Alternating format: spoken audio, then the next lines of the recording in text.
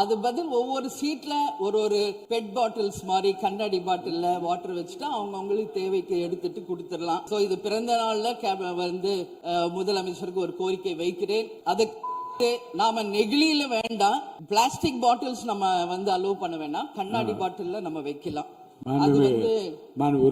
மாண்புமிகு பேரவைத் தலைவர் அவர்களே, அந்நியார் அவர்கள் ஒரு நல்ல கருத்தை இங்கே சொல்லியிருக்கிறார்கள். அந்த கருத்து ஏற்புடையது அல்ல என்பதை நான் தெரிவித்துக் கொள்ள கடமைப்பட்டிருக்கிறேன். என்ற கோபம் வந்தால் தண்ணி பள்ளி கொண்டிருக்க வாய்ப்பு இருக்கிறது.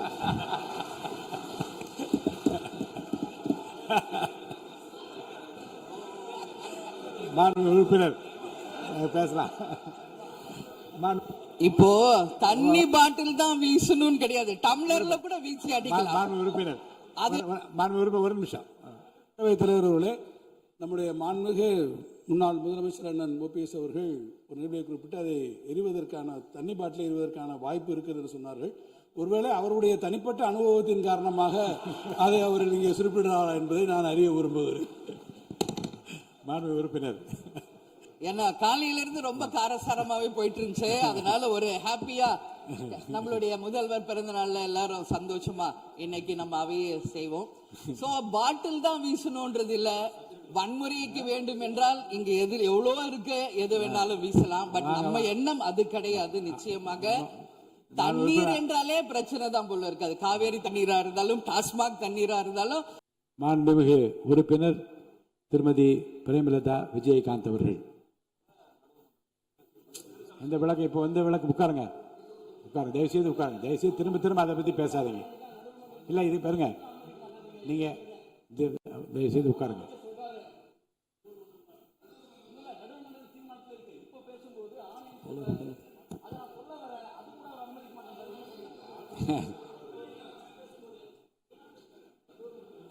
பேரவைத் தலைவர் அவர்களே, முதலமைச்சர் அவர்களே, எதிர்கட்சி தலைவர் அவர்களே, அமைச்சர் பெருமக்களே, சட்டமன்றத்திலே இருக்கும் அனைத்து சட்டமன்ற உறுப்பினர்களுக்கும் முதல் கண் எனது வணக்கங்களை தெரிவித்துக் கொள்கிறேன். 52 ஆண்டுகள் முடிந்து 53வது ஆண்டில் அடியெடுத்து வைக்கும் நமது முதல்வர் அவர்களுக்கு உங்கள் அண்ணன் கேப்டன் விஜயகாந்த் அவர்கள் சார்பாகவும் தேசிய முற்போக்கு திராவிட கழகத்தின் சார்பாகவும் எங்களுடைய மனப்பூர்வமான பிறந்த நாள் வாழ்த்துக்களை இந்த அவையிலே தெரிவித்துக் கொள்கிறேன். இன்றைக்கு நாம சட்டசபையில பேசுகின்ற உரை ஒன்று மேகதாது அணை பற்றியும் ஆளுநருடைய உரையை பற்றியுமான டிஸ்கஷன். சற்றேறக்குரிய 1.5 மணி நேரமா ஒரே டாபிக் தான் இங்க போயிட்டு இருக்கு. அந்த வாய்ப்பு அனைத்து சட்டமன்ற உறுப்பினர்களுக்கும் சமமாக வழங்கப்பட வேண்டும் என்ற வேண்டுகோளை பேரவைத் தலைவருக்கு நான் வைக்கிறேன். நிறைய பேருக்கு வாய்ப்பு கிடைக்குது, நிறைய பேருக்கு வாய்ப்பே கிடைக்காமையே போயிடுது.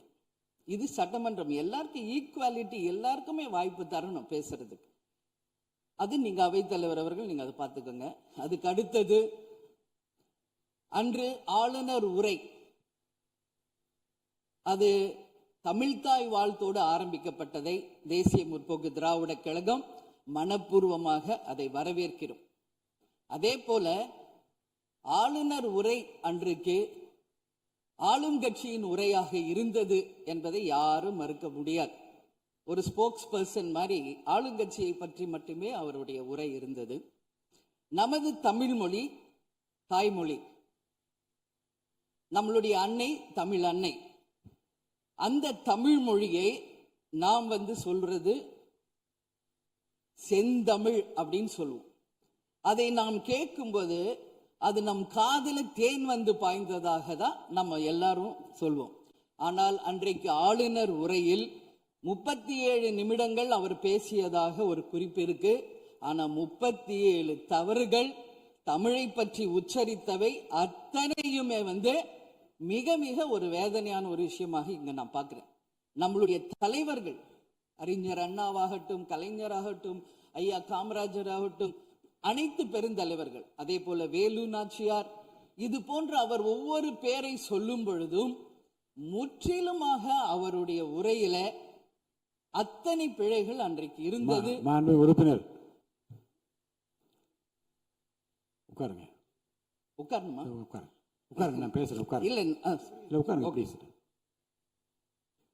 மாண்புமிகு உறுப்பினர் ஆளுநர் உரை மீது சொல்லுகிற போது தமிழ் உச்சரிப்பு பற்றி அவர் குறிப்பிட்டார்கள்.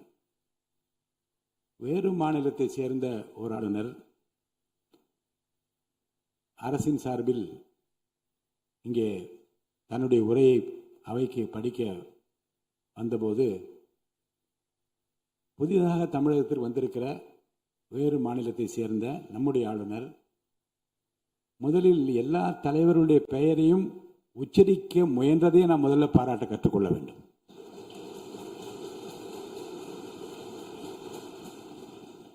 இன்னொன்று, எல்லா பெயர்களையும் விடாமல் படிக்க வேண்டும் என்று அவர் காட்டிய ஆர்வத்தை நீங்கள் பாராட்ட வேண்டும். இன்னொன்று நான் உங்களுக்கு சொல்லுகிறேன், தமிழை கற்றுக்கொள்ள வேண்டும் என்பதில் நம்முடைய மாண்புமிகு ஆளுநர் அவர்கள் ரொம்ப அக்கறையாக இருக்கின்றார் என்பதை நான் அவரை நேரிலே சென்று ஆளுநர் உரைக்கு உரையாற்ற நீங்கள் வர வேண்டும் என்று அழைப்பு விடுக்க சென்றபோது தமிழ்நாட்டில் இருக்கக்கூடிய வரலாற்று சிலவற்றை நான் படித்து கொண்டிருக்கிறேன் ஆங்கிலத்தில். அதில் சுதந்திர போராட்டத்தில் இவ்வளவு பெரிய வீரர்கள், இவ்வளவு பெரிய தியாகிகள் தமிழ்நாட்டில் இருக்கின்றார் என்பதை பார்த்து நான் ரொம்ப வியப்படைகிறேன் என்று சொன்னார். அப்புறம் இன்னொன்று சொன்னார், தமிழில் வந்தவுடனே நான் வணக்கம் என்று சொல்ல கற்றுக்கொண்டேன் என்று சொன்னார். அப்புறம் நான் சொன்னேன், இன்னும் அதிகமாக கற்றுக்கொள்ளலாம், நல்லா இருக்கீங்களா என்று கேளுங்கள் அப்படி என்று சொன்னேன். ஆங்கிலத்தில் அதுக்கு நான் மொழிபெயர் சொன்னேன், நல்லா இருக்கீங்களா என்று ஆரம்பித்தார்.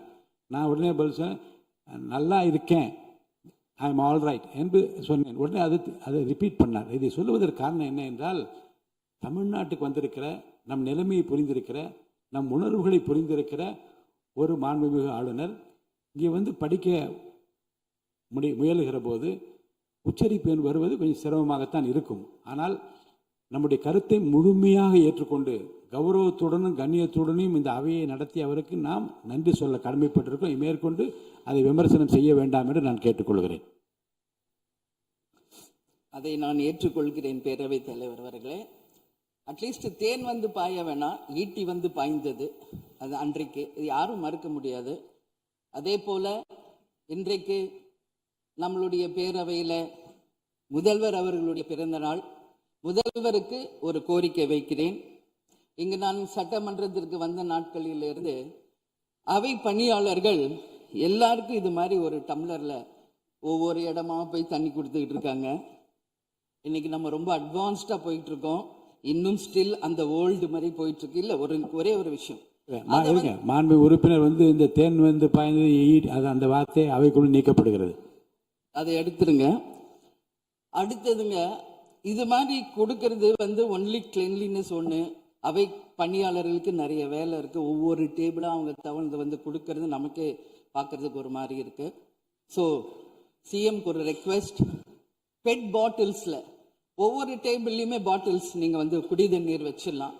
குடிச்சிட்டு அவங்கவுங்க இடத்துல அவங்கவுங்க வச்சிட போகிறாங்க. இதனால் கவர்மெண்ட்டுக்கு எக்ஸ்ட்ரா செலவும் ஒன்றும் வரப்போகிறது இல்லை.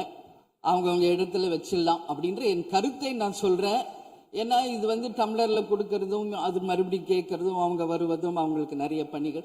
அது பதில் ஒவ்வொரு சீட்டில் ஒரு பெட் பாட்டில்ஸ் மாதிரி கண்ணாடி பாட்டிலில் வாட்டர் வச்சுட்டா அவங்கவுங்களுக்கு தேவைக்கு எடுத்துட்டு கொடுத்துடலாம். ஸோ இது பிறந்த நாளில் முதலமைச்சருக்கு ஒரு கோரிக்கை வைக்கிறேன். அதுக்கு நாம நெகிழியில வேண்டாம், பிளாஸ்டிக் பாட்டில்ஸ் நம்ம அலோவ் பண்ண வேண்டாம், கண்ணாடி பாட்டில்ல நம்ம வைக்கலாம். உறுப்பினர் மாண்புமிகு பேரவைத் தலைவர் அவர்களே, அந்நியார் அவர்கள் ஒரு நல்ல கருத்தை இங்கே சொல்லியிருக்கிறார்கள். அந்த கருத்து ஏற்புடையது அல்ல என்பதை நான் தெரிவித்துக் கொள்ள கடமைப்பட்டிருக்கிறேன்.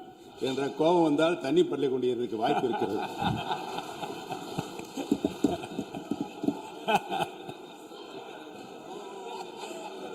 உறுப்பினர் பேசலாம். இப்போ தண்ணி பாட்டில் தான் வீசணும்னு கிடையாது, டம்ளர்ல கூட வீசி அடிக்கலாம். உறுப்பினர் ஒரு நிமிஷம். தலைவர் அவர்களே, நம்முடைய மாண்புமிகு முன்னாள் முதலமைச்சர் அண்ணன் ஓபிஎஸ் அவர்கள் ஒரு நிலையை குறிப்பிட்டு அதை எரிவதற்கான தண்ணி பாட்டிலை எரிவதற்கான வாய்ப்பு இருக்கிறது என்று சொன்னார்கள். ஒருவேளை அவருடைய தனிப்பட்ட அனுபவத்தின் காரணமாக அதை அவர் இங்கே குறிப்பிடுறாரா என்பதை நான் அறிய விரும்புகிறேன். மாண்புமிகு உறுப்பினர். ஏன்னா காலையில இருந்து ரொம்ப காரசாரமாவே போயிட்டு இருந்துச்சு. அதனால ஒரு ஹாப்பியா நம்மளுடைய முதல்வர் பிறந்த நாள்ல எல்லாரும் சந்தோஷமா இன்னைக்கு நம்ம அவையை செய்வோம். சோ பாட்டில் தான் வீசணும்ன்றது இல்ல, வன்முறைக்கு வேண்டும் என்றால் இங்க எது எவ்வளவோ இருக்கு, எது வேணாலும் வீசலாம். பட் நம்ம எண்ணம் அது கிடையாது. நிச்சயமாக தண்ணீர் என்றாலே பிரச்சனை தான் போல இருக்கு. அது காவேரி தண்ணீரா இருந்தாலும் டாஸ்மாக் தண்ணீரா இருந்தாலும் அது ஒரு பிரச்சனையா தான் இன்னைக்கு மக்கள்கிட்ட இருக்கு. உறுதியாக காவேரியிலும் சரி மேகதாதுலும் தமிழ்நாடு சட்டமன்ற உறுப்பினர் மட்டும் இல்ல, யாரும் அதற்காக விட்டு கொடுக்க போவதில்லை என்பது உறுதி. இன்னைக்கு நம்ம முதல்வர் அவரும் புதிதாக முதல்வராக இருக்கிறார். கர்நாடகா முதல்வரும் முதல் முறை முதல்வராக வந்திருக்கிறார். கேரள முதல்வரும் முதல் முறை முதல்வராக வந்திருக்கிறார்கள். சோ 3 முதலமைச்சர்களும் ஒன்று நட்பு ரீதியாக பேசி இந்த பிரச்சனைக்கு தீர்வு காணலாம். அப்படி இல்லை என்றால் அவங்க சொல்றது கேட்கலன்னா பக்காவா நம்ம சட்ட ரீதியாக ரொம்ப ரொம்ப பழமையான ஒரு விஷயத்தை அன்னைக்கு நான் சொன்ன மாதிரி பேசிக்கிட்டே தான் இருக்கிறோம். இது முழுமையாக தீர்வடைய வேண்டும்ன்றதா எல்லாருடைய கருத்து. இன்னைக்கு நம்மளுக்குள்ள வாதங்கள் பிரதிவாதங்கள் டிஸ்கஷன்ஸ் இங்கு வந்தாலும் இது நிரந்தரமாக தீர்க்கப்பட வேண்டும் என்பதில் யாருக்கும் மாற்று கருத்து இல்லை.